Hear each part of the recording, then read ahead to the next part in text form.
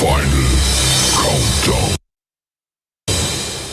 The show starts in 10, 9, 8, 7, 6, 5, 4, 3, 2, 1. Let's rock.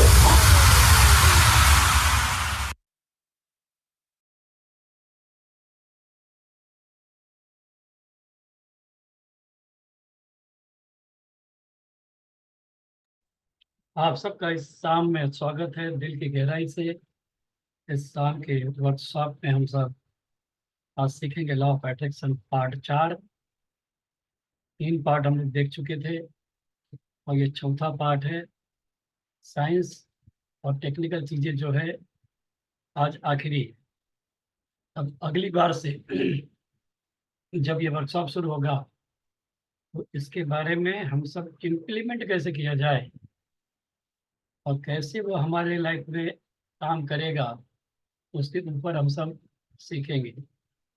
जब किसी चीज को दिल से चाहो तो पूरी कायनात तुमसे मिलाने की कोशिश में लग जाती है। मेरे पीछे बैनर लगा हुआ है। तो आइए तब हम लोग कार्यक्रम की शुरुआत करते हैं। किसी भी कार्यक्रम की शुरुआत से पहले लॉ ऑफ अट्रैक्शन कहता है कि ग्रेटिट्यूड, कृतज्ञता की भावना होनी चाहिए। आइए अपनी आंखें बंद करते हैं। सबसे पहले ईश्वर को धन्यवाद देते हैं।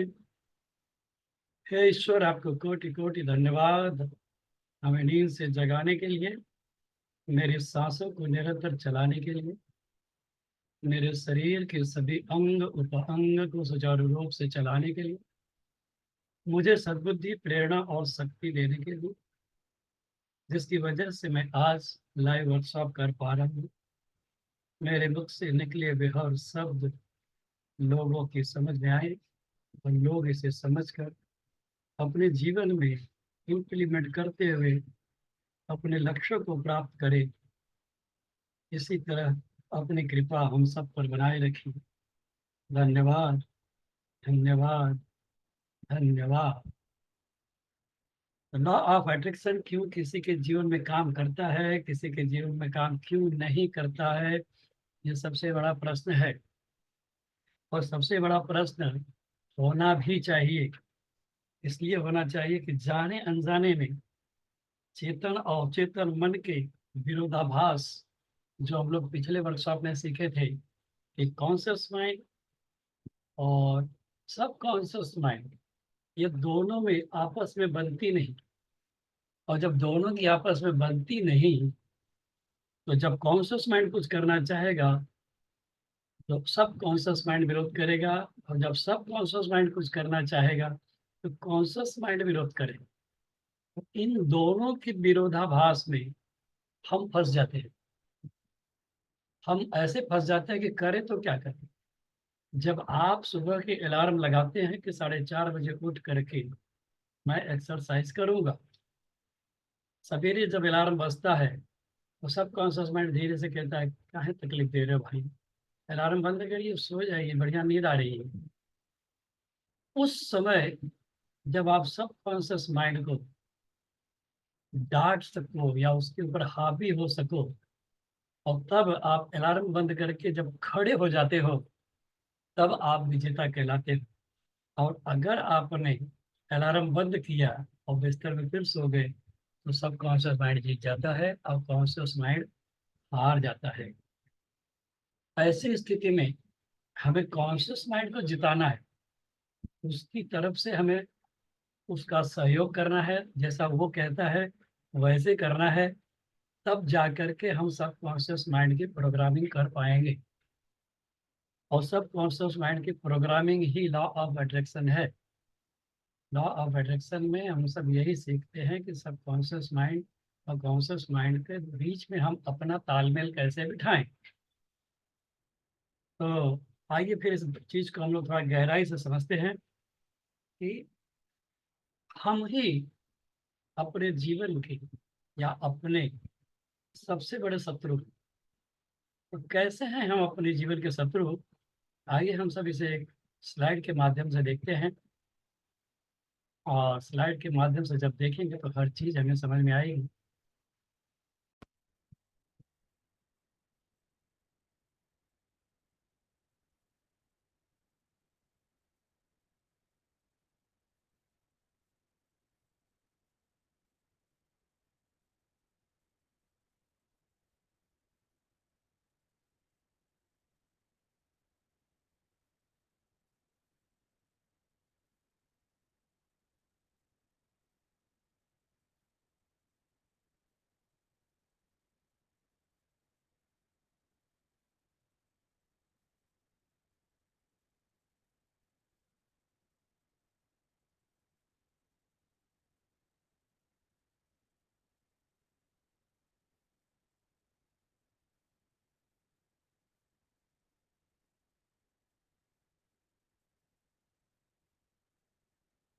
ओके, तो मेरी स्लाइड विजुअल है, सबको दिखाई दे रही है स्पष्ट? Okay, thank you. तो आइए तब हम सब समझते हैं कि लॉ ऑफ अट्रैक्शन या कॉन्शियस माइंड सबकॉन्शियस माइंड के बीच फंस करके हमारे साथ क्या क्या होता है। हम अपने जीवन के सबसे बड़े शत्रु कैसे बन जाते हैं, इन चीज़ों को समझने का प्रयास करते हैं। जिसमें सबसे बड़ी चीज़ होती है कि हम जो चाहते हैं वो, और जो सबकॉन्शियस माइंड कहता है वो, और जो कॉन्शियस माइंड कहता है वो, यहाँ तीन विचार एक हो जाते हैं। और वो कॉन्शियस माइंड और सबकॉन्शियस माइंड के मध्य हम अपने निर्णय नहीं ले पाते हैं, और हम कुछ विसंगतियों में फंस जाते हैं, जिसकी वजह से हम अपने सबसे बड़े शत्रु बन जाते हैं। तो शत्रु बनने के पीछे छह सबसे बड़ी निशानी है। आप देखिएगा कि क्या आपके अंदर भी ये चीजें हैं।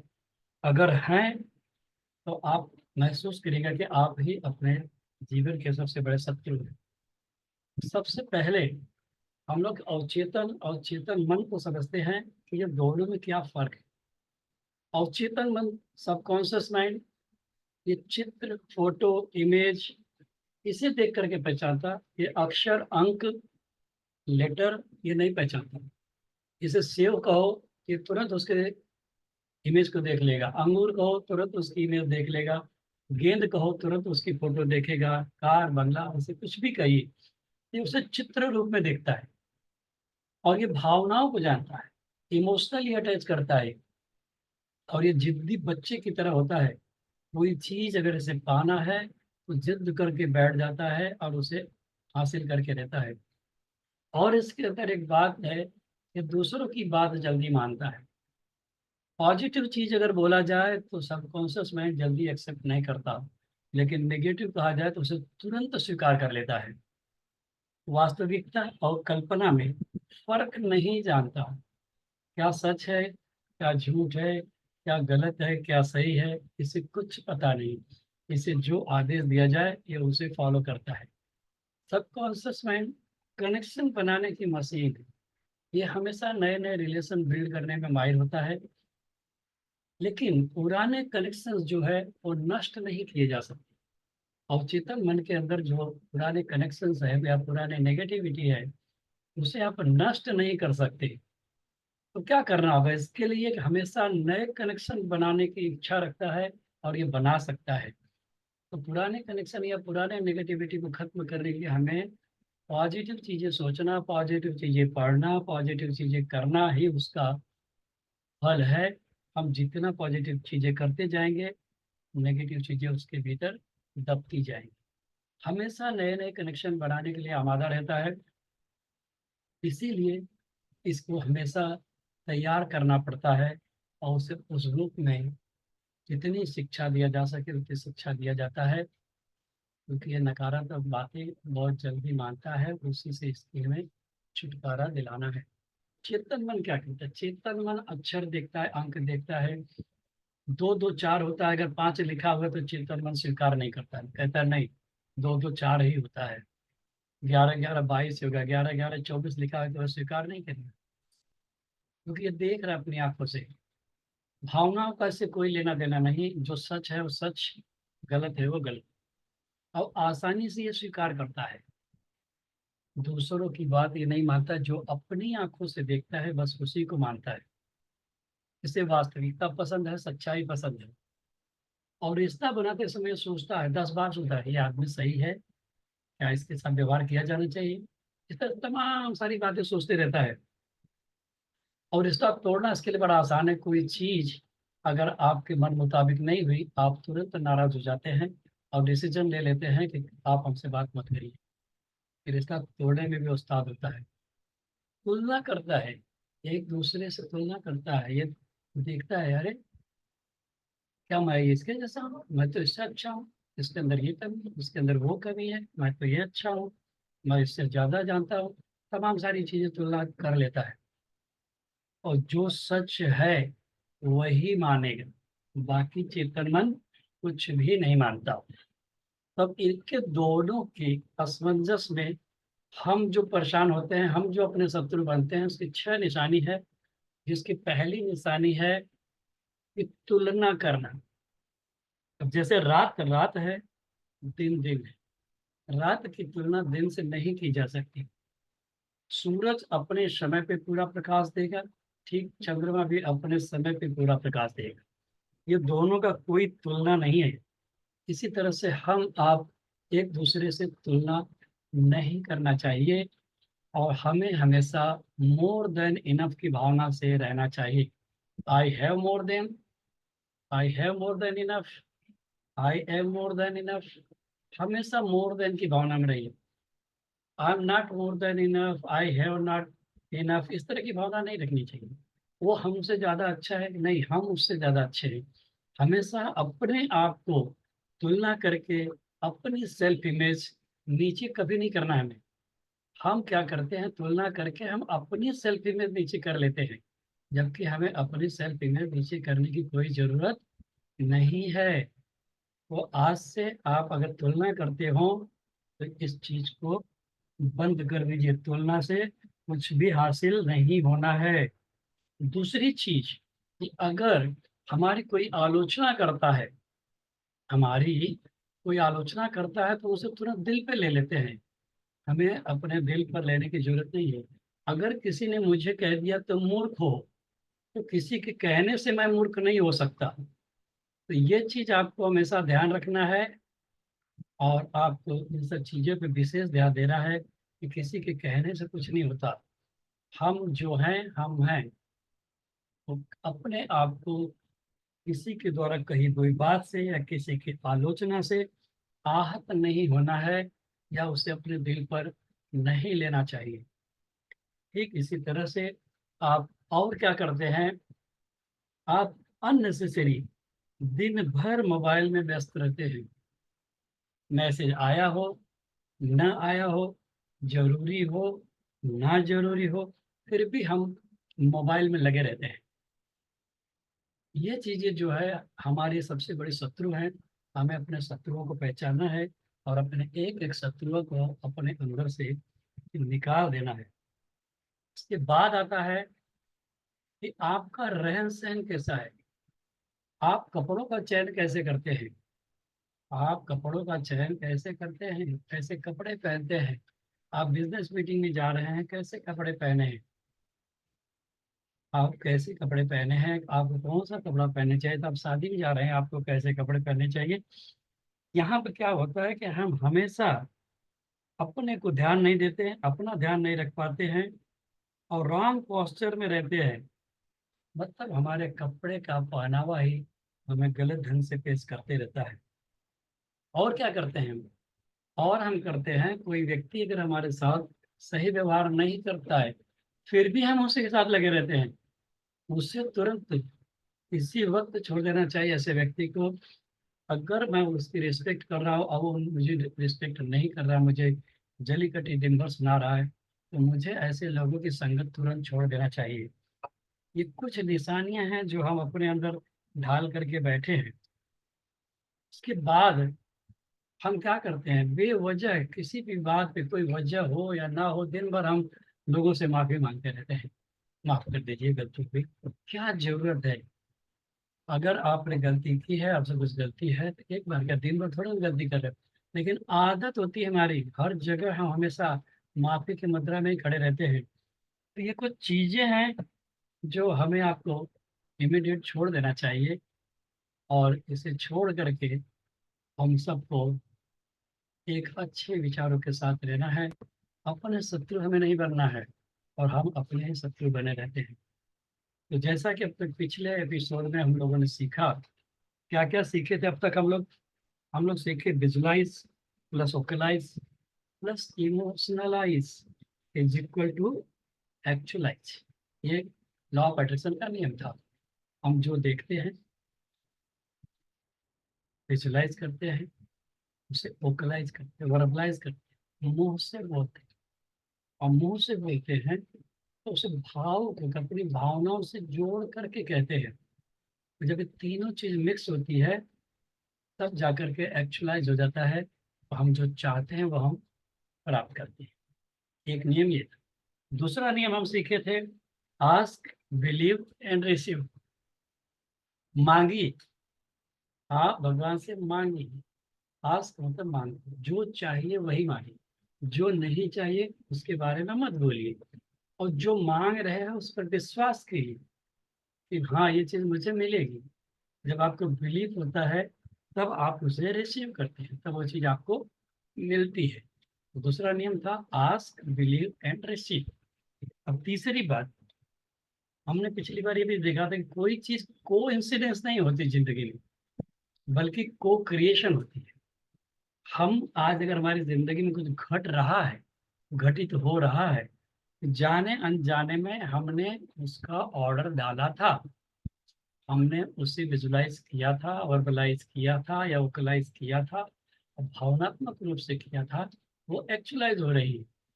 तो को इंसिडेंस नहीं है, वो को क्रिएशन है। हमने क्रिएट किया था उसे। जब आपने ऑर्डर डाला तो आपने उसे क्रिएट किया। को इंसिडेंस, संयोग कुछ नहीं होता, ये स्वनिर्मित होता है।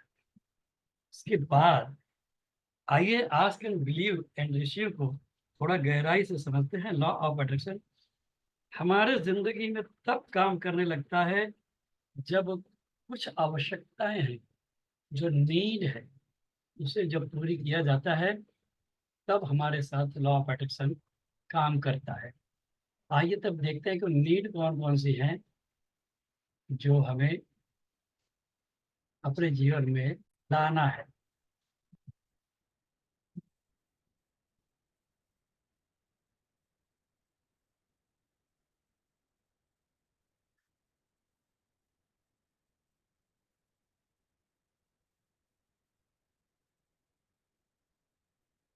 जो हमारे जीवन में लाना है, जो हम चाहते हैं, उसके लिए हमें थोड़ा अवेयर होने की जरूरत है, सजगता की जरूरत है, और सतर्क होने की जरूरत है।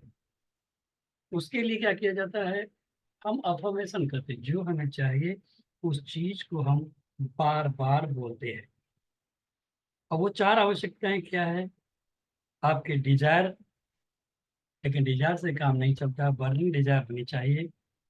आपके पास होप एंड फेथ होना चाहिए। आपके पास एब्सोल्युटली क्लियरिटी चाहिए। और आपके पास जीरो डाउट होना चाहिए। ये चार चीज की अगर आप पूर्ति कर लेते हैं, तो लॉ ऑफ अट्रैक्शन आपके लिए काम करता है। लेकिन हम आगे बढ़ने से पहले पहले अफर्मेशन को कर लेते हैं। आंखें बंद करिए और विजुलाइज करिए। मैं शब्दों को कहता हूँ, आप अपने मन ही में दोहराइए, और जोर से दोहराइए ताकि आवाज आपके कान में जाए। तो इसे क्या कहते हैं, इसे अफर्मेशन कहते हैं, या रेसिटेशन कहते हैं, या बार बार कहना होता है। हमें जो चाहिए वही बोलना होता है। तो हम क्या चाहते हैं अपनी जिंदगी में, उसकी कुछ लाइनें मैंने लिख कर रखी है। आप चाहे तो इसका स्क्रीनशॉट ले लीजिएगा, इसे रोज दोहराया करिएगा। भगवान के सामने सुबह खड़े होकर के पूजा के साथ थोड़ी देर लगेगी, 1 मिनट 2 मिनट पढ़ लिया करिएगा, और दिल से कहिएगा। आप बोलिए, लेकिन अपने इमोशन को जोड़ करके कहिएगा, मेरा घर स्वर्ग है। आप भगवान से कह रहे हैं, हे प्रभु, मेरा घर स्वर्ग है, मेरा घर स्वर्ग है। जो मैं खाऊं वो अमृत है, जो मैं खाऊं वो अमृत है, जिससे मैं मिलूं वो भगवान है, जिससे मैं मिलूं वो भगवान है। मैं मिरेकल मैन, मैं मिरेकल मैन हूँ। मेरे साथ हर दिन मिरेकल होते हैं, मेरे साथ हर दिन मिरेकल होते हैं। मैं जब चाहता हूँ तब मिरेकल होते हैं, मैं जब चाहता हूँ तब मिरेकल होते हैं। पैसा मेरा सबसे अच्छा दोस्त है, पैसा मेरा सबसे अच्छा दोस्त है। पैसा मेरे पीछे पीछे आता है, पैसा मेरे पीछे पीछे आता है। बार बार आता है, लगातार आता है, हर बार आता है, क्योंकि पैसा मेरा सबसे अच्छा दोस्त है। जरूरत के समय ज्यादा आता है, जितना खर्च होता है उसका कई गुना लौट कर आता है। पैसा मेरा सबसे अच्छा दोस्त है। जितनी जरूरत होती है उससे अधिक आता है। दिन में आता है, रात में आता है, सुबह में आता है, शाम में आता है, अंधेरे में आता है, उजाले में आता है, नींद में आता है, जागो तब आता है। हर मिनट, हर घड़ी, हर क्षण, हर पल मेरे पास आता है, क्योंकि पैसा मेरा सबसे अच्छा दोस्त है। पैसा मेरा सबसे अच्छा दोस्त है। विभिन्न मार्गों से आता है, विभिन्न तरीकों से आता है, ना जाने कहाँ कहाँ से आता है। मुझे ढूंढ ढूंढ के आता है। एक्टिव इनकम के रूप में आता है, पैसिव इनकम के रूप में आता है। पैसे का और मेरा तालमेल बहुत अच्छा है, पैसे का और मेरा तालमेल बहुत अच्छा है। पैसा ऑनलाइन आता है, ऑफलाइन आता है, आते ही रहता है। पैसा मुझसे प्रेम करता है, मैं पैसे से प्रेम करता हूँ। पैसा मेरी केयर करता है, मैं पैसे की केयर करता हूँ। पैसा मेरे जेब में है, पैसा मेरे पर्स में है, पैसा मेरे बैग में है, पैसा मेरे बैग पैक में है, पैसा मेरे अलमारी में है, पैसा मेरे तिजोरी में है, पैसा मेरे कबर्ड में है, पैसा मेरे किचन में है, पैसा मेरे बैंक अकाउंट में लबालब भरा हुआ है, पैसा मेरे मोबाइल वॉलेट में है, क्योंकि पैसा मेरा सब कुछ अच्छा दोस्त है। हमारे लिए सब कुछ संभव है, हमारे लिए सब कुछ संभव है, क्योंकि हम परमात्मा के अंश हैं, ऋषियों के वंश हैं, हम सर्वशक्तिमान हैं। हम जो चाहे वो पा सकते हैं। मैं जो चाहता हूँ आराम से मिल जाता है, क्योंकि हम परमात्मा के अंश हैं, ऋषियों के वंश हैं। इस तरह से आप बार बार अपने सबकॉन्शियस माइंड को ये चीज कहते हैं, सबकॉन्शियस माइंड की प्रोग्रामिंग करते हैं, सबकॉन्शियस माइंड इस चीज को स्वीकार करता है। तो आइए हम देखते हैं कि आगे हमारे लिए चार चीजें कौन से निहायत जरूरी हैं, जिसमें कि आस्क, बिलीव एंड रिसीव की प्रक्रिया को हम थोड़ा गहराई से समझते हैं, जिसके अंदर हमें जरूरत है डिजायर की। लेकिन डिजायर कौन सी? बर्निंग डिजायर, ज्वलंत डिजायर होनी चाहिए आपकी। आपकी डिजायर ज्वलंत होनी चाहिए, या प्रबल कहिए, प्रबल, हिंदी में प्रबल इच्छा। आपकी प्रबल इच्छा होनी चाहिए। आपके डिजायर से काम नहीं होगा, आपकी बर्निंग डिजायर होगी तो काम होगा। डिजायर और बर्निंग डिजायर में बहुत फर्क होता है। हमारी इच्छाएं अनेक होती हैं।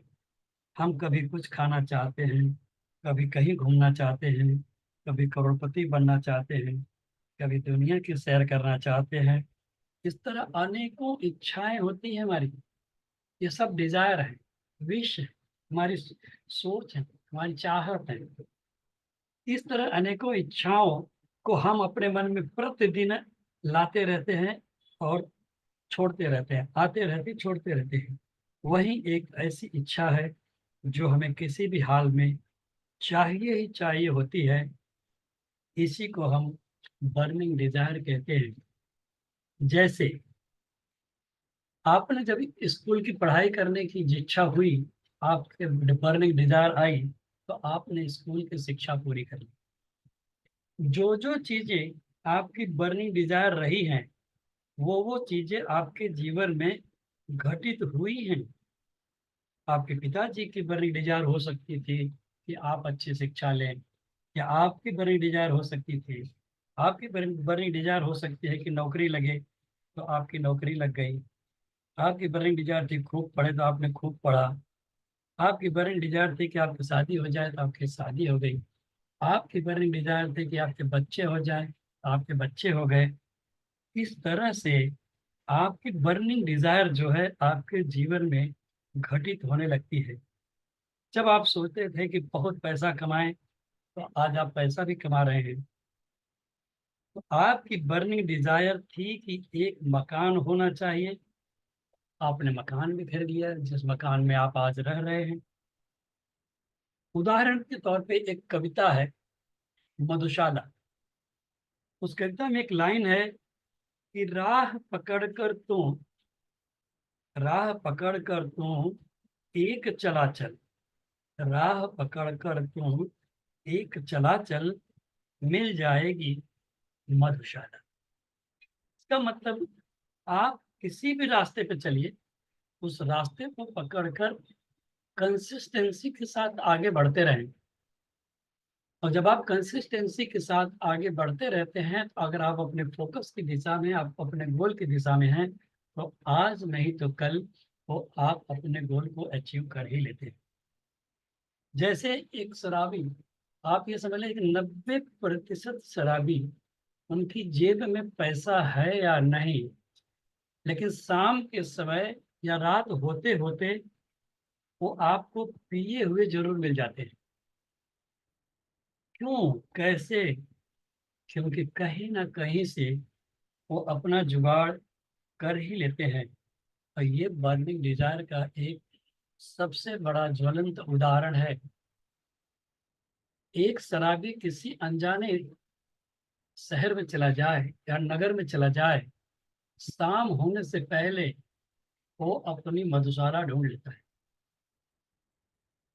यदि एक शराबी अपनी मधुशाला को ढूंढ लेता है अपनी बर्निंग डिजायर के बल पर, तो क्या हम आप अपने लक्ष्य को या जो चाहते हैं उसको बर्निंग डिजायर में कन्वर्ट करके क्या हम नहीं पा सकते? हम नहीं पा सकते।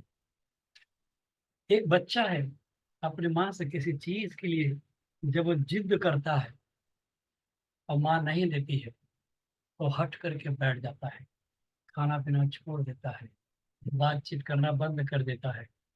और जब माँ कहते हैं खा लो, नहीं खाना, खा लो, नहीं खाना, जिद करके बैठता है।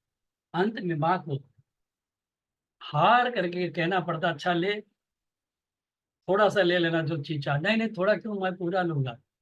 वो बच्चा अपनी बात मनवा लेता है, जिद जिद करके। ठीक बर्निंग डिजायर का पता कैसे चलेगा आपको कि आपकी डिजायर बर्निंग है या नहीं?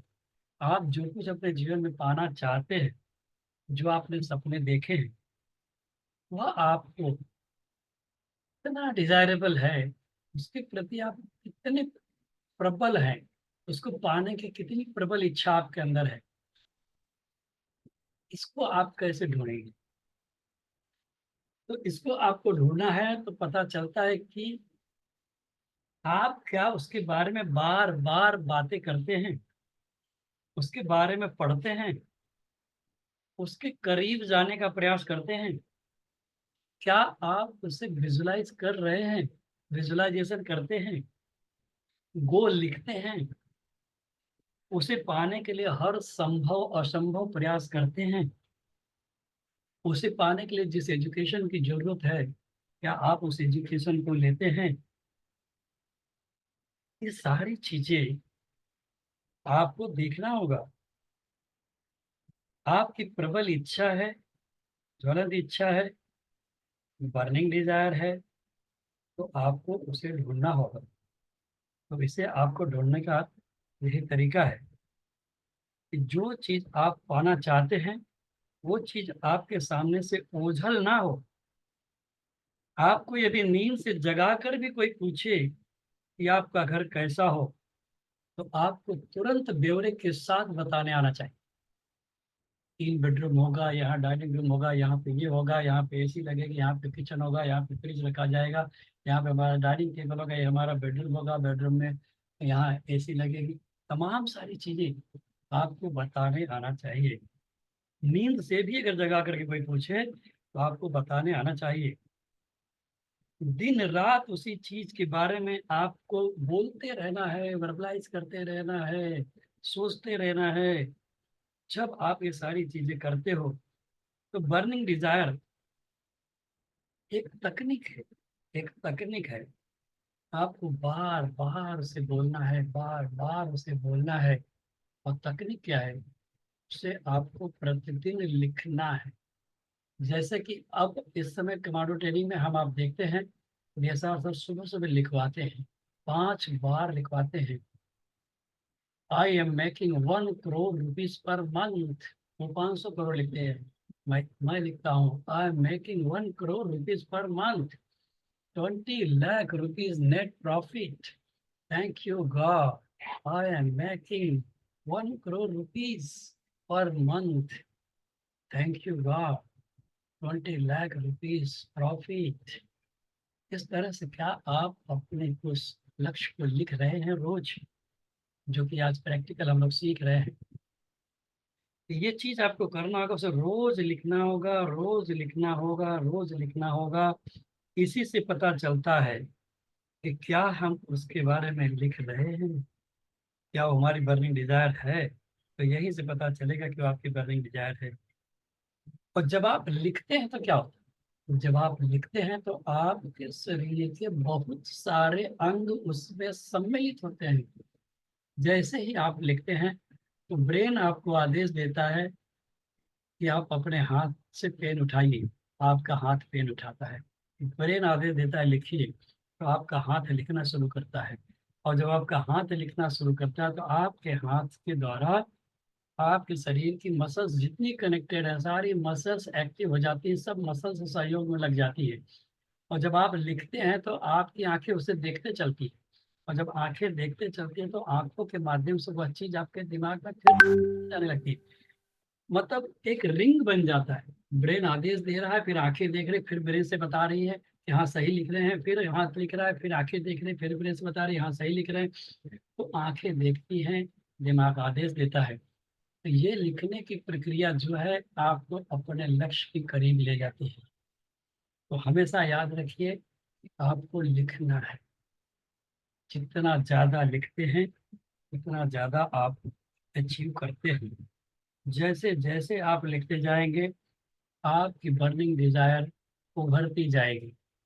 तो इस तरह से आपको देखना है कि क्या आप जिस चीज को पाना चाहते हैं ऐसे लोगों की संगत में हैं। आपको उनकी संगत करना पड़ेगा, उनके एसोसिएशन में रहना होगा, तब जाकर के आपकी बर्निंग डिजायर बनेगी।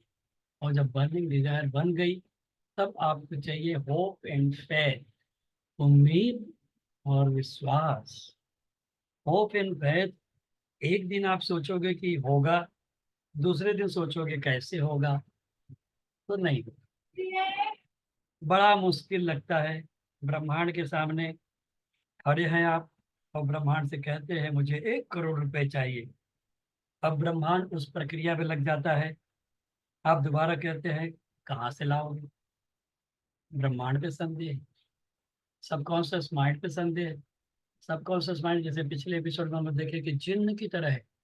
वो कहता है क्या हुक्म है मेरे आका, और आप उसे आदेश ही नहीं देते हो।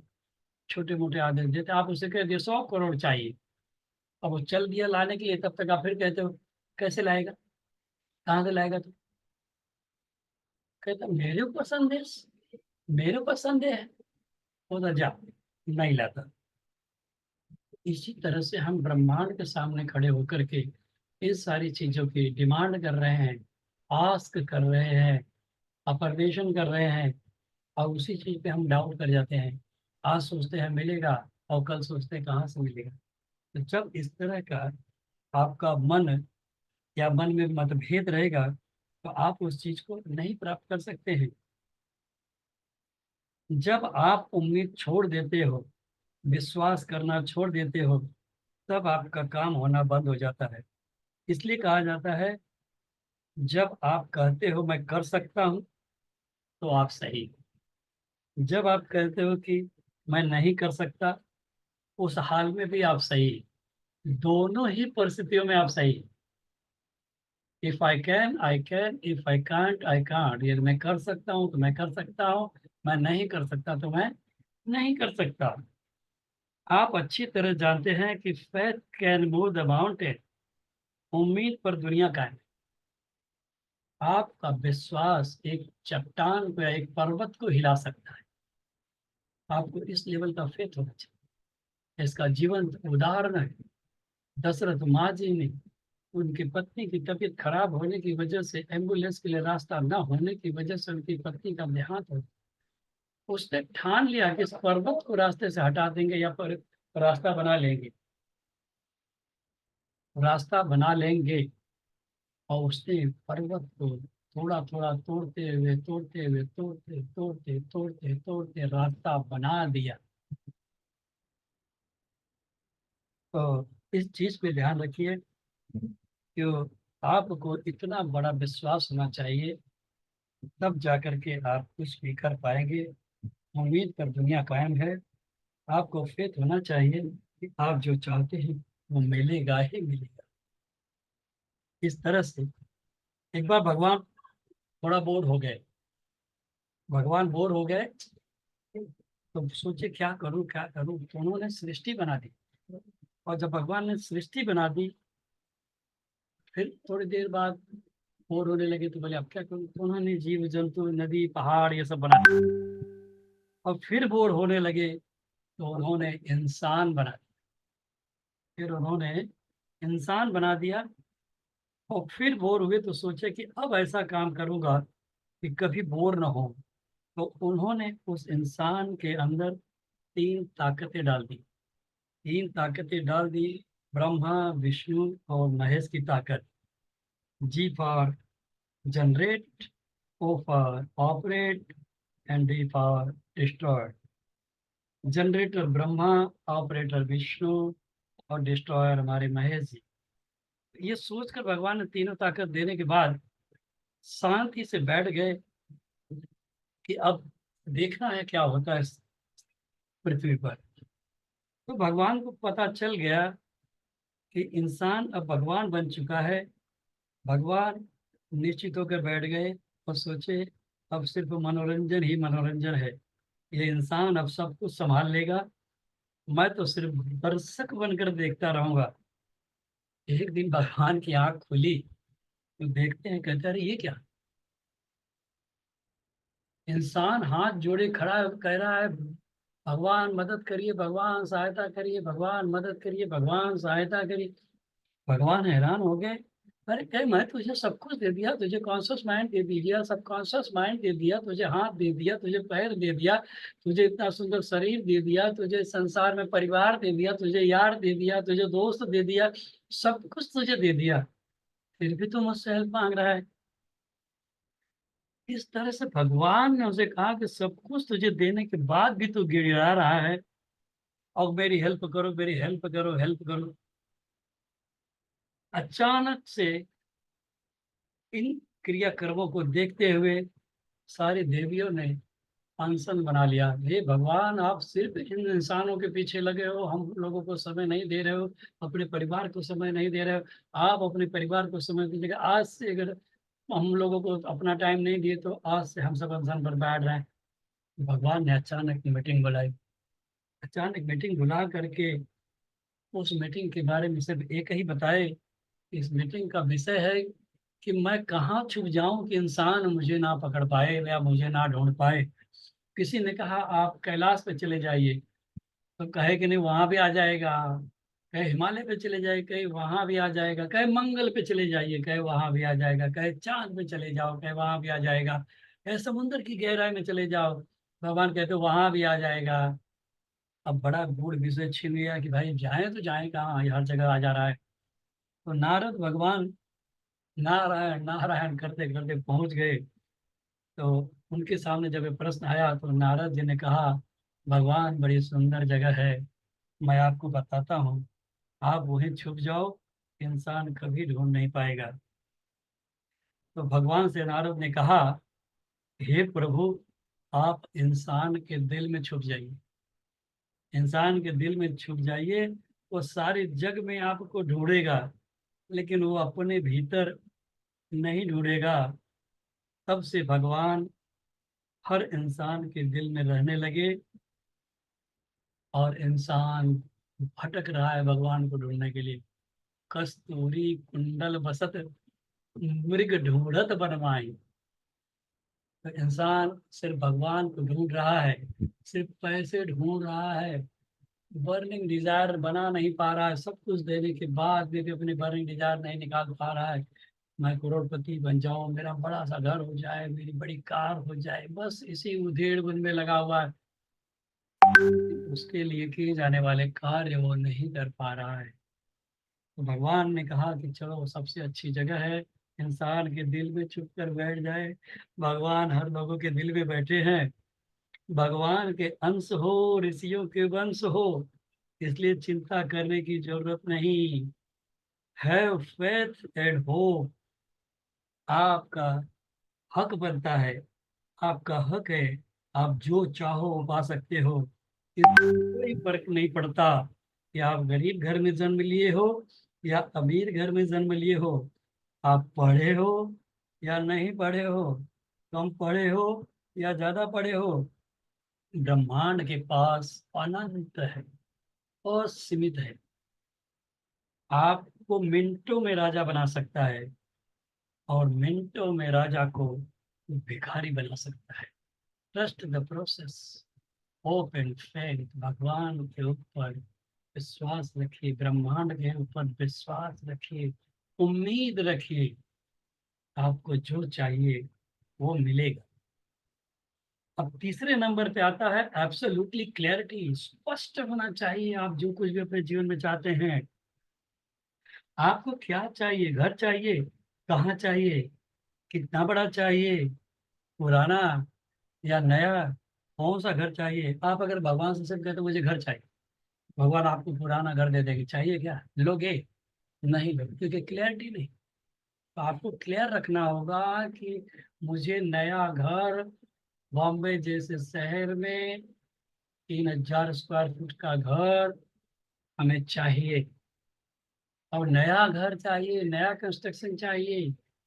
तब भगवान उस चीज को ध्यान देते हैं, तब उस प्रोसेस में लग जाते हैं, नया घर ढूंढना शुरू करते हैं, बॉम्बे में ढूंढना करते हैं, 3 बेडरूम हॉल किचन वाला रूम ढूंढते हैं, तब वो आपको मिलता है।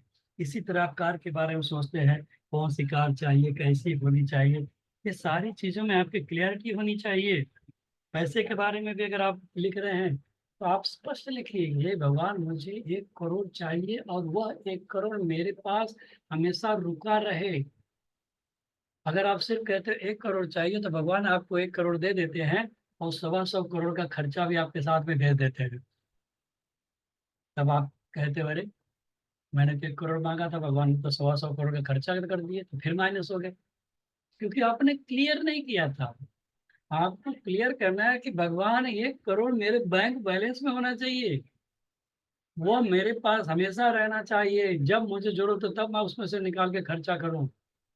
आप क्लियर करिए, 1 करोड़ कहाँ चाहिए?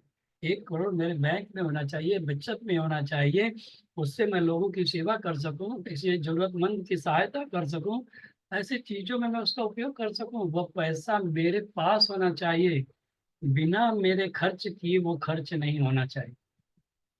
जितनी क्लियरिटी आप रखेंगे, उतना क्लियर ब्रह्मांड के लिए भी होगा।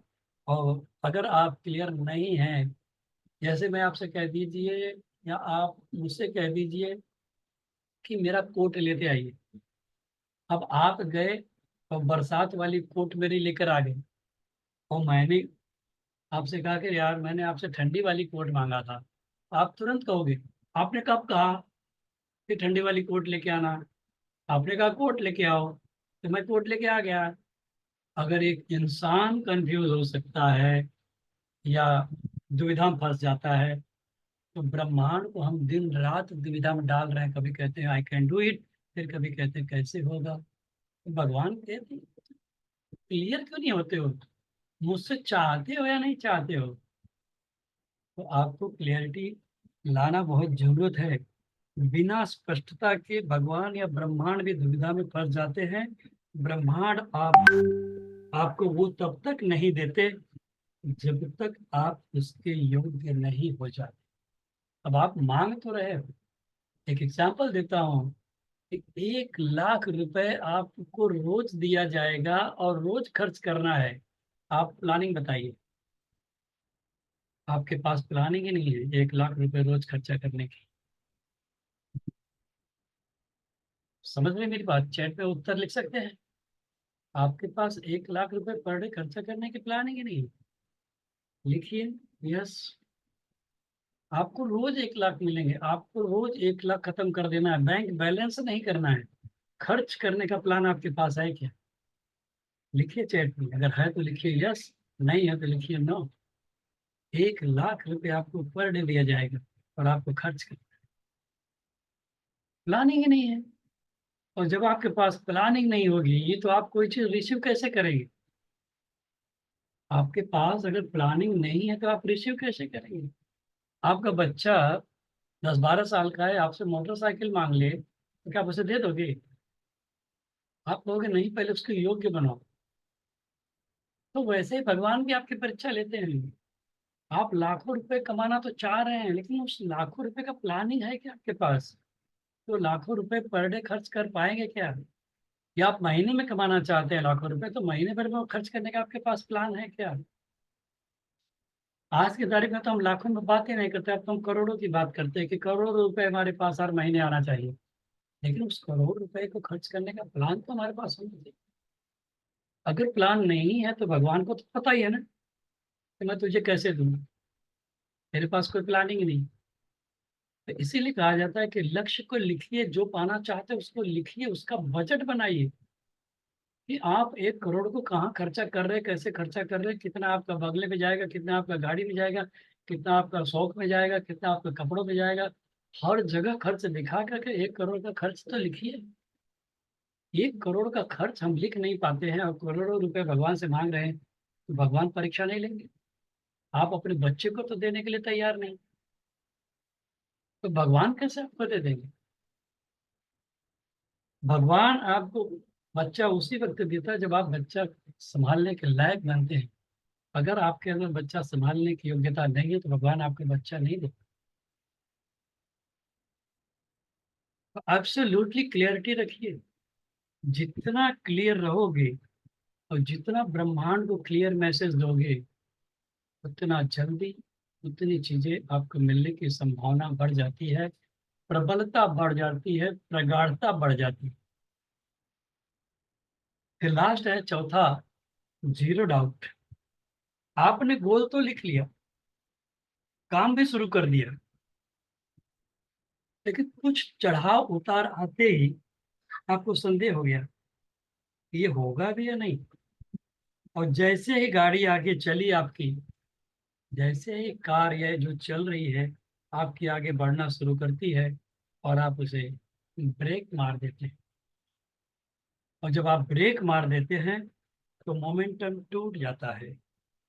और जब मोमेंटम टूट जाता है तो आपको इस तरह से आस्क करने वाली अपनी बर्निंग डिजायर की गति को या उस गाड़ी को फिर से शुरू करना पड़ता है।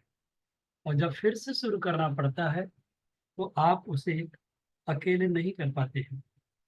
इसके लिए आपको मेरे जैसे लोगों की संगत चाहिए, ताकि हम आप बैठ करके फिर से प्लानिंग करके फिर से क्लियरिटी करके तब फिर शुरू करें अपनी गाड़ी को। आपको संगत की जरूरत पड़ेगी। इसलिए आपको हमेशा ध्यान रखना चाहिए कि यदि आपके पास संगत, आदत और गुरु, ये तीनों चीजें हैं, संगत, आदत, गुरु, ये तीनों चीजें हैं, तो आपको अपनी गाड़ी को फिर से रीस्टार्ट करने में बहुत आसानी होगी। आपकी जिंदगी बदलेगी, आप जो चाहते हो वो मिलेगा। हमेशा अच्छी संगत में रहिए, और संगत में रहते रहते जो आपके अंदर अच्छी आदतें डेवलप होगी उसको इम्प्लीमेंट करिए। अगर उसमें कुछ भटकाव आता हो तो एक गुरु चुन लीजिए जो आपको भटकाव से खींच कर पुनः मार्ग पे लाए। जैसे ही आप भटके फिर से आपको मार्ग पर ले आए। तो इस तरह से आपके जीवन में ये तीनों चीज का होना बहुत जरूरी है। इस तरह से ये चार आवश्यकताएं यदि पूरी करते हो तो लॉ ऑफ अट्रैक्शन आपके लिए काम करेगा ही करेगा।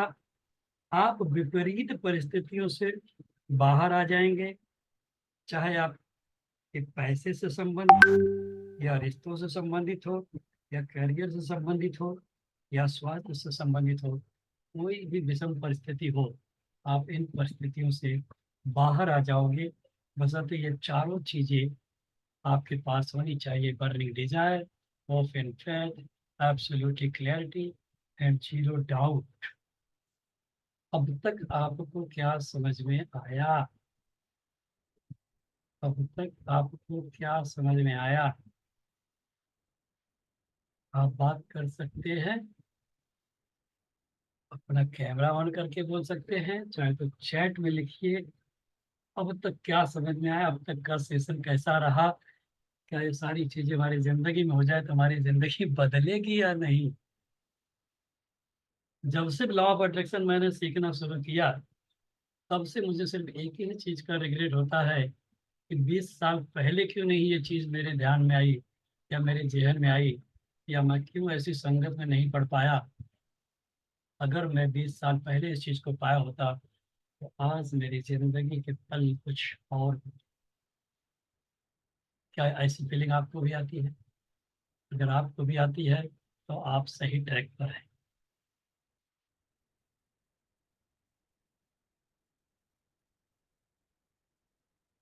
इस तरह से आप हमेशा ध्यान दीजिए कि आप क्या चाहते हैं, अर्निंग डिजायर का क्या महत्व है। लॉ ऑफ अट्रैक्शन का साइंस है। ये आज आखिरी सेशन है। अब अगले सेशन में हम लोग सिर्फ इसके इम्प्लीमेंटेशन पे चलेंगे और इसे अपने लाइफ में कैसे काम करेगा, इस दिशा में हम लोग काम करने वाले हैं। इसलिए आज ध्यान से सुनिए, हर चीज को समझिए, इसके विज्ञान को समझने का पूरा प्रयास करिए। जितना सीख सको, जितना समझ सको, समझते चलिए, क्योंकि समझते चलना ही हमें हमारे डिजायर की ओर लेकर के जाएगा। तो यहाँ तक क्लियर? तो आप बोल दीजिए यहाँ तक क्लियर।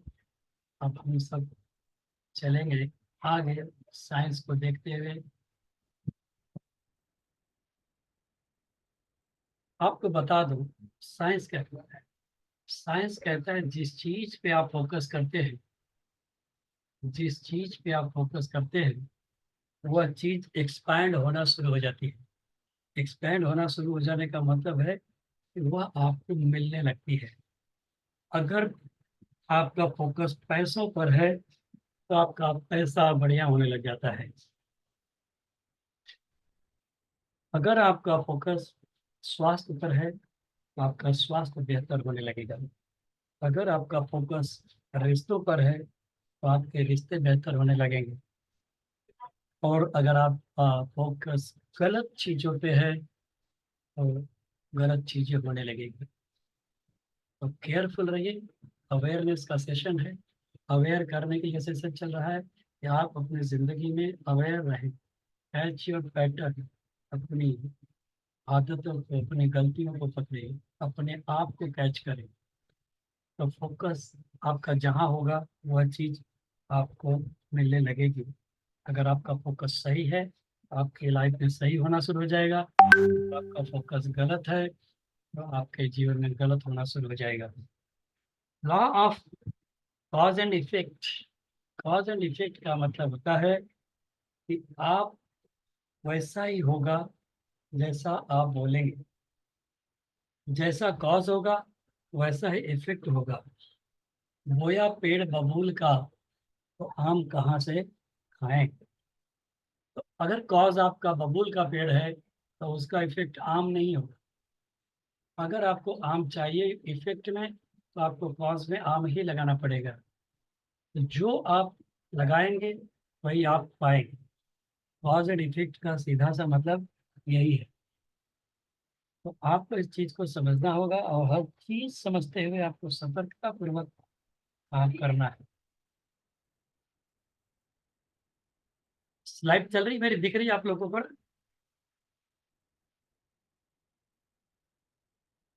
तो जैसा कॉज वैसा इफेक्ट।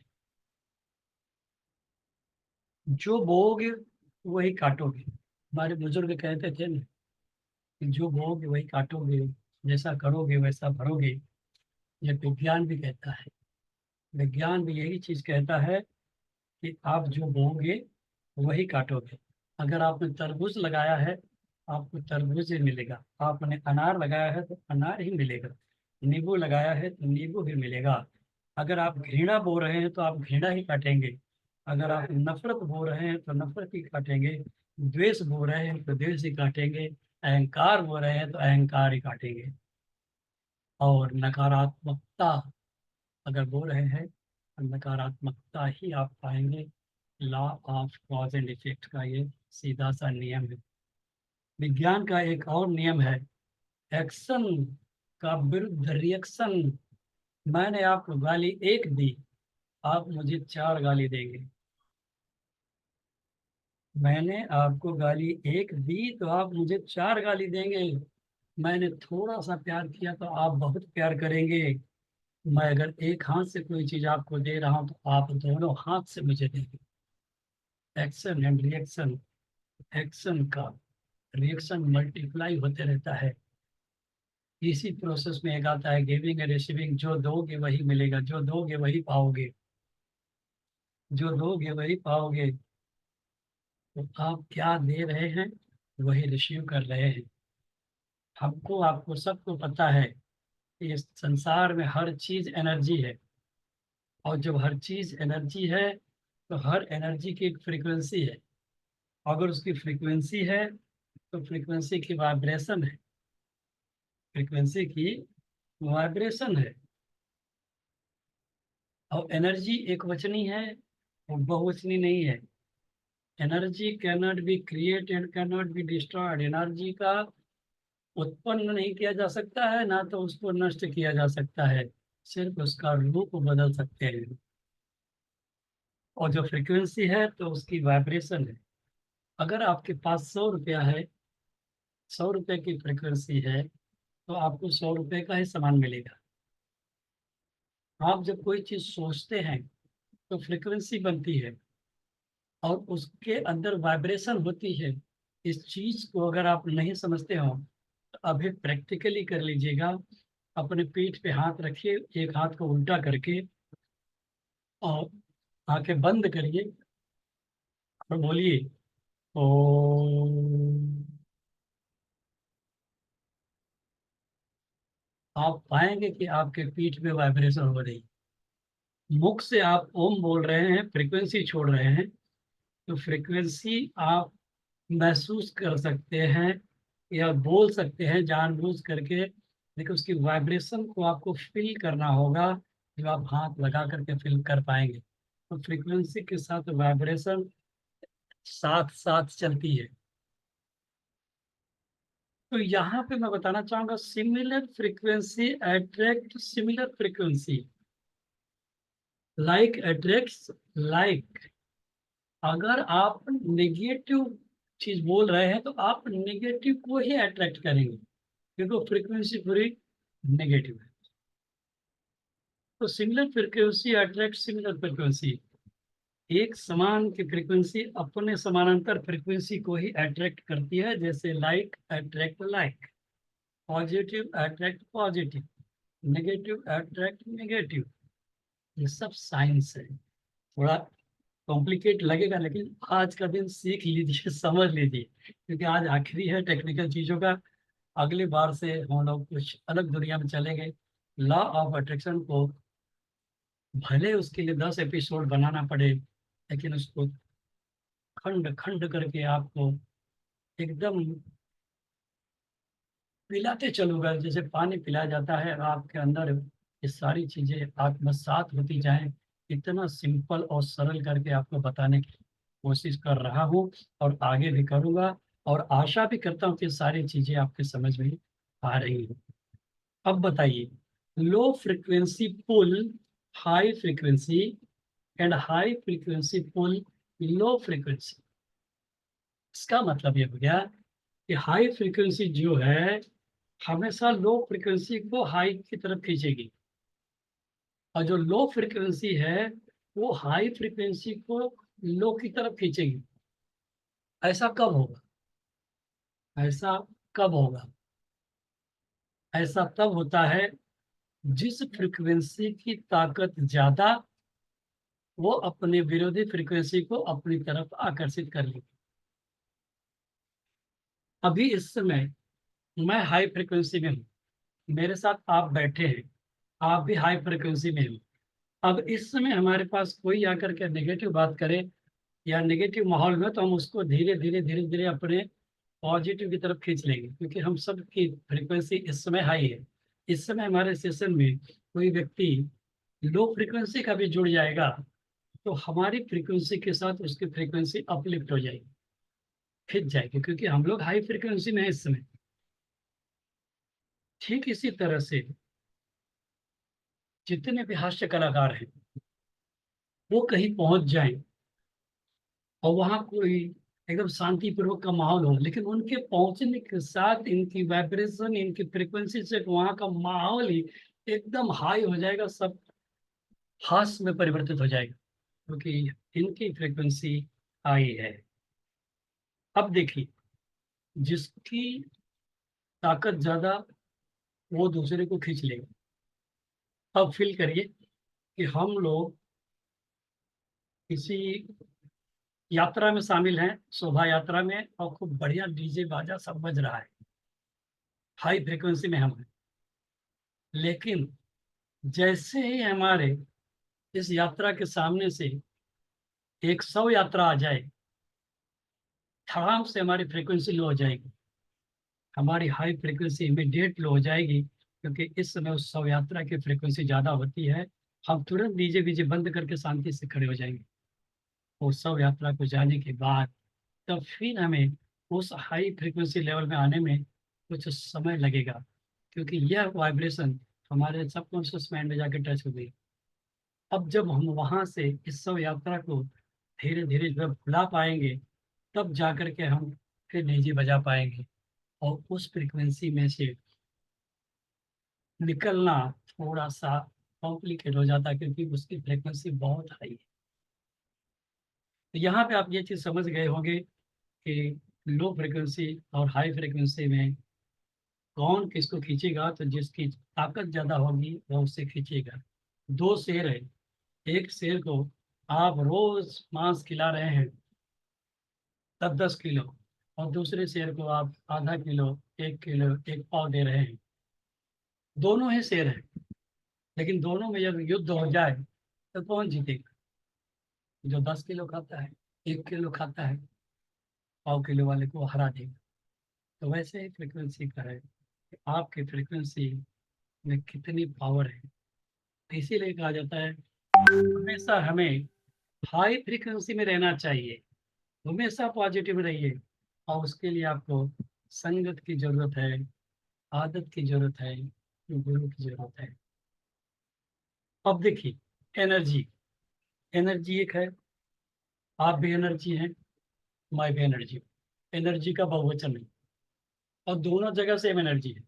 मैं भी एनर्जी हूँ और एनर्जी तो एनर्जी है ही। और energy is equal to God, मतलब भगवान भी एनर्जी है, हम भी एनर्जी, भगवान भी एनर्जी, आप भी एनर्जी। जब सब एनर्जी है, इसका मतलब मैं भगवान हूँ, इसका मतलब आप भगवान हैं। अब आप बताइए, आपका एनर्जी लेवल बढ़ रहा है कि नहीं? मैं भी एनर्जी हूँ, आप भी एनर्जी हो, भगवान भी एनर्जी है। आपका फेथ लेवल बढ़ रहा है, और जब आप एनर्जी हो, आप भगवान हो, तो आपकी एनर्जी कहाँ गई? हाई फ्रिक्वेंसी पे गई। इसी तरह आप हाई फ्रिक्वेंसी में हैं और हम सब एक साथ मिलकर के हाई फ्रिक्वेंसी बना रहे हैं अपने अंदर। तो आपकी भी फ्रिक्वेंसी बढ़ रही है कि नहीं? आपकी भी फ्रिक्वेंसी बढ़ रही है। इसी तरह 6 महीने, 1 साल, 2 साल, 3 साल अगर इसी माहौल में रहा जाए तो हमारे आपके लाइफ में मिरेकल होंगे कि नहीं? होंगे या नहीं? चैट पे लिखते जाइए। अगर इसी माहौल में रहा जाए तो हमारे आपके जीवन में, हमारे आपके जिंदगी में मिरेकल पे मिरेकल होने लगेंगे कि नहीं? इस प्रोग्राम को सीखने के लिए अगर खर्च करना पड़े, खर्च करना चाहिए या नहीं? किसी चीज का सलूशन है तो चिंता क्यों करते हो?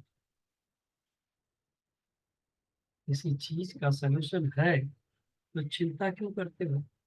और चिंता करने से कुछ नहीं होता तो फिर चिंता क्यों करते हो? हमें ब्रह्मांड के साथ तालमेल बिठाने आना चाहिए। सबसे आसान तरीका है, सब कॉन्शियस माइंड और कॉन्शियस माइंड में तालमेल बिठा लीजिए। जब आप सब कॉन्शियस माइंड और कॉन्शियस माइंड में तालमेल बिठा लेते हैं तो आप खुद को जानने लगते हैं। और जब खुद को जानते हैं तो खुद को पहचानते हैं। और जब खुद को पहचानते हैं तो अपने मन को अपने वश में कर पाते हैं, उसे नियंत्रित कर पाते हैं। इस तरह से आप समझ लीजिए कि मैं एनर्जी, आप एनर्जी, एनर्जी है ही, एनर्जी भगवान है। और जब सब एनर्जी है तो भगवान मेरे अंदर है। भगवान मेरे अंदर है तो मैं भगवान का अंश हूँ। मैं परमात्मा का अंश हूँ। अभी तक क्या समझ में आया? अनम्यूट करिए, 1 या 2 लाइन में बोलिए, वीडियो ऑन करिए। वेलकम सुभाष सर, अनम्यूट करिए। अब तक क्या समझ में आया बोलिए।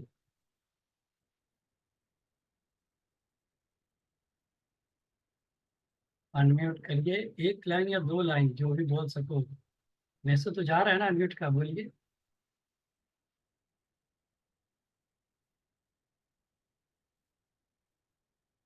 बोला करिए। लॉ ऑफ अट्रैक्शन कहता है जो बोलोगे वही होगा। जो चाहते हो बोलना होगा। अभी तक आपने क्या सीखा? आपको बोलना चाहिए।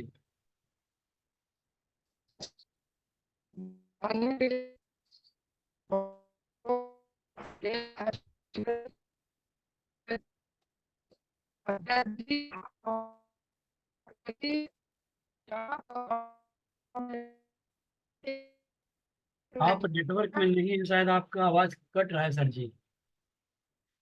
चलिए दूसरा कोई बोले, जो दूसरा कोई बोलना चाहे बोले। दूसरा कोई जो बोलना चाहे। यस, वेलकम अनिल जी, स्वागत है। वेलकम सुनीता जी, स्वागत है आप सबका।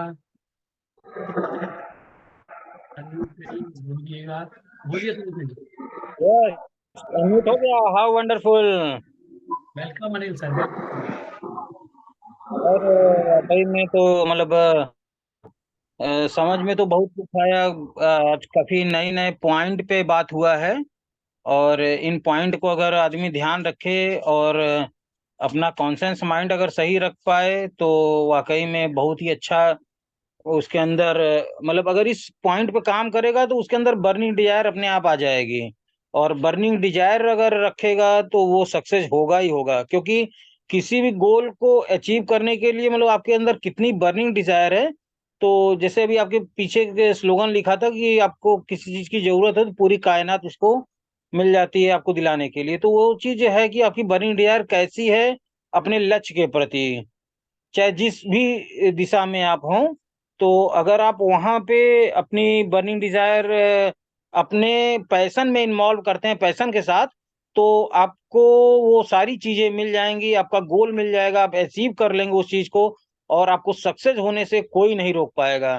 तो जो पॉइंट है इस चीज को हम लोग ध्यान रखेंगे और इस पे काम करेंगे अपने गोल की तरफ। अपनी बर्निंग डिजायर को किस तरह से हमको आग लगाना है, अब हमको इस चीज को सीखे हैं आज के जो मीटिंग में थी, तो इस चीज को सीख के हम आगे बढ़ेंगे और अपने गोल को अचीव करेंगे। Thank you sir, thank you you, are rock, welcome. Thank you, thank you. Yes Sunita ji, yes Sudama ji, welcome. बोलिए, अनम्यूट नहीं हो पा रहे हो क्या? 1 मिनट, 1 मिनट, हो जाएगा, हो जाएगा, टेंशन ना लो। चलिए। जी सर, सभी लोगों को नमस्कार। नमस्कार। सर, आज के सेशन से तो बहुत कुछ समझ में आया कि जो भी हमको चाहिए उसके लिए हमको प्लानिंग करना पड़ेगा। जब तक हम प्लानिंग नहीं करेंगे तब तक कुछ नहीं मिलने वाला है। प्लानिंग के बेस पर ही हमको सब कुछ मिलेगा। अगर हम जो चाहिए प्लान करेंगे, लिखेंगे, दिमाग में डालेंगे, तभी वो हमको मिल सकता है। जैसे बच्चा रोता है तभी दूध पाता है, इसी तरीके से भगवान से भी जो हम रिक्वेस्ट डालेंगे वही पे वो काम करेगा, लॉ ऑफ अट्रैक्शन उसी पे काम करेगा। इसलिए हमको जो भी करना है प्लान करने करके ही करना है। और एक तरह से एनर्जी, जो एनर्जी होती है ना, जब शरीर में हमारे एनर्जी रहेगा तभी हम कुछ कर पाएंगे। जब तक एनर्जी नहीं रहेगा तब तक हम कुछ नहीं कर सकते। इसलिए वो भगवान से अटैच होता है, एक तरह से भगवान ही एनर्जी देते हैं। उनके द्वारा जो शक्ति हमारे अंदर पैदा होती है ना, उन्हीं का देन होता है। जब हमारे अंदर एनर्जी रहेगी तभी हम बोल पाएंगे, जब एनर्जी नहीं रहेगा तो बोल ही नहीं पाएंगे। अब इतना ही नहीं, कुछ काम भी करेंगे तो एनर्जी के ही द्वारा कर सकते हैं। अगर हमारे शरीर में एनर्जी नहीं बन पा रही ना, तो हम कुछ कर ही नहीं सकते। अगर एनर्जी डाउन है तो ऑटोमेटिक हमारा मनोबल भी डाउन हो जाएगा, इससे हम कुछ कर ही नहीं सकते। तो हम बोलते हैं ना, एनर्जी, एनर्जी बहुत बड़ी चीज है। तो शरीर हमें इस तरह से बना के रखना है कि हमारा एनर्जी लॉस ना हो, हमेशा हमारे शरीर में एनर्जी बनी रहे। जब एनर्जी बनी रहेंगे, हर एक काम के लिए हम सक्सेसफुल होंगे। Thank you sir. Thank you, thank you, thank you Sudama ji. Yes Sunita ji, आप अनम्यूट कर पाएंगी? सुनीता जी, आप अनम्यूट कर पा रही हैं तो बोलिए। Yes, welcome. जी सर, हो गया। हाँ बोलिए। सभी लोगों को नमस्कार। सर, जैसे आज हम सीखे हैं कि हमको हर काम को चेतन मन से करना चाहिए और चेतन मन से नहीं करना चाहिए। और हमको अपना समय मोबाइल में नहीं व्यर्थ करना चाहिए। मोबाइल में अगर व्यर्थ कर रहे हैं, मोबाइल चला रहे हैं, तो उसमें क्या सीखने चीज है, वो सीखने के लिए उसको इस्तेमाल करना चाहिए। उससे हमको कोई चीज लाभ होता तो उसके लिए हमको मोबाइल को इस्तेमाल करना चाहिए। ये नहीं कि दिन रात रील देख रहे हैं, ये देख रहे हैं, तो उससे हमारा समय बर्बाद होता है और हमारा माइंड भी डिस्टर्ब होता है। और हम उसमें आपने बताया तो जैसे कि हमको अपने पर्सनालिटी में अपने कपड़ों का भी चयन करना चाहिए कि हमको किस तरह से कपड़े पहनने चाहिए, क्या करने चाहिए। और लोगों से, ऐसा नहीं कि लोगों से दूरी बनाए, ऐसे लोगों से दूरी बनाए जो आपके हिसाब से नहीं है, आपको जो आपके काम में डिस्टर्ब करते, आपको प्रोत्साहन नहीं करते, तो ऐसे लोगों से आप दूरी बना कर रखें। और जरूरी नहीं है कि हम हर जगह माफी मांगते रहें। हमको माफी वही मांगना है जहां हमको समझ में आता है कि हाँ यही मेरी गलती है, यहाँ जरूरी है कि हमको, तो वहां पे हमको माफी मांगना चाहिए। और आपने जैसे बताया कि कोई चीज को एक्सीडेंट नहीं होता, वो क्रिएटेड होता है। जो हम सोचते हैं वही होता है, वो अचानक से नहीं होता। जब हम उसको सोचते रहते तभी वो होता है। और जैसे कि हमारी जो सोच होती है, बर्निंग डिजायर होनी चाहिए। जो डिजायर होती है वो बर्निंग डिजायर होनी चाहिए। और होप एंड फेथ होना चाहिए, विश्वास होना चाहिए। और हर एब्सोल्युटली क्रिएट होना चाहिए, मतलब स्पष्ट होना चाहिए। कोई चीज को हमको स्पष्ट रखना होना चाहिए। किसी चीज के लिए भी हमको स्पष्ट रहना चाहिए। हमको ये काम करना है तो अगर गॉड से हम कुछ मांग रहे हैं तो स्पष्ट रूप से मांगे। या हम कोई काम करें तो उसको स्पष्ट रूप से करें, मन से करें। ये नहीं कि बेमन से करेंगे तो वो काम फिर पूरा होने वाला नहीं है। और हमारा जो डाउट हो वो जीरो डाउट हो।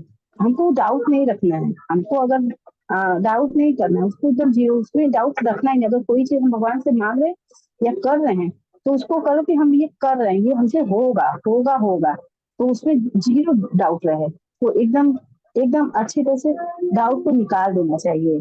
और आपने जो बताया था कि जो आप करेंगे वही पाएंगे, और एक्शन रिएक्शन होता है।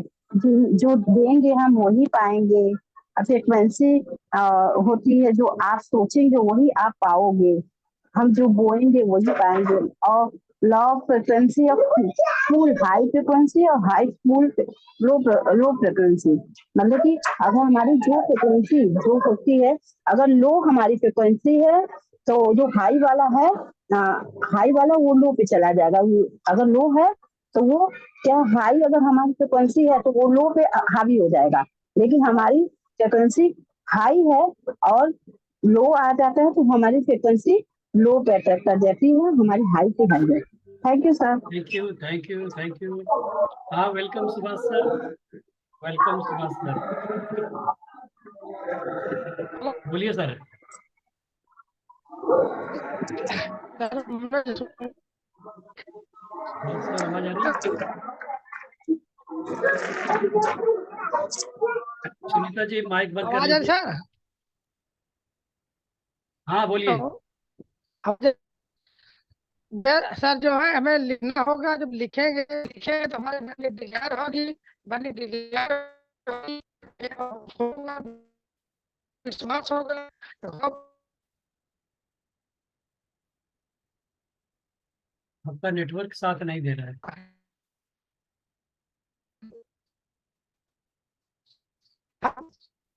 किसी ऐसी जगह पे खड़े होइए जहाँ नेटवर्क सही आए।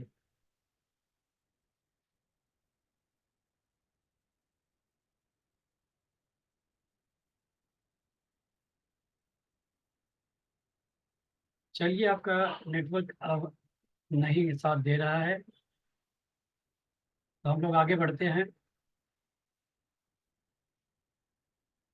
और अगले रविवार को इससे भी ज़्यादा पावरफुल सेशन होगा, चूक मत जाना, विशेष ध्यान रखिएगा। तो अगले रविवार को हम लोग और गहराई में सीखेंगे, इसे इम्प्लीमेंट कैसे किया जाए सीखेंगे।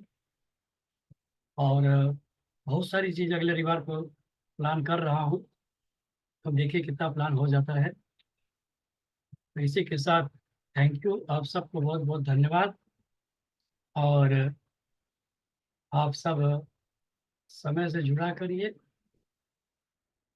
और ज़्यादा से ज़्यादा जानकारी लेने की कोशिश करिएगा। आइए हम इस कार्यक्रम के समापन में मेरे साथ कुछ शब्दों को बोलिए, आंखें बंद करिए और उस चीज़ को फील करिए। हे ईश्वर, आपको कोटि कोटि धन्यवाद हम सबको इस सेशन में बनाए रखने के लिए। आज हम लोगों ने जो कुछ भी सीखा है, इसे अपने जीवन में इम्प्लीमेंट करेंगे, अपने लक्ष्य की ओर निरंतर बढ़ेंगे, क्योंकि मैं परमात्मा का अंश हूँ, ऋषियों का वंश हूँ, मैं सुपर पावरफुल हूँ, मेरे साथ मिरेकल होते हैं, ब्रह्मांड के साथ मेरा तालमेल बढ़िया है। I am the happiest, I am the greatest, I am the best, I am the best, I am the best. मेरे साथ रोज मिरेकल हो रहे हैं, मिरेकल पर मिरेकल हो रहे हैं। मैं अपने लक्ष्य की ओर निरंतर बढ़ रहा हूँ, मेरे सभी सपने साकार हो रहे हैं, मेरा हर काम बड़ी आसानी से हो रहा है, जैसा चाहता हूँ वैसा ही हो रहा है। मेरा हर काम बड़ी आसानी से होता है क्योंकि भगवान मेरे साथ हैं। मेरा हर काम जैसे चाहता हूँ वैसे ही होता है।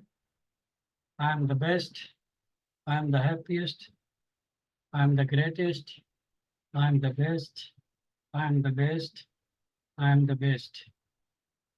इस तरह से चीज़ों को हमेशा बोलते रहिए, दोहराते रहिए। और कार्यक्रम को अब हम लोग चल रहे हैं समाप्ति की ओर लेकर के।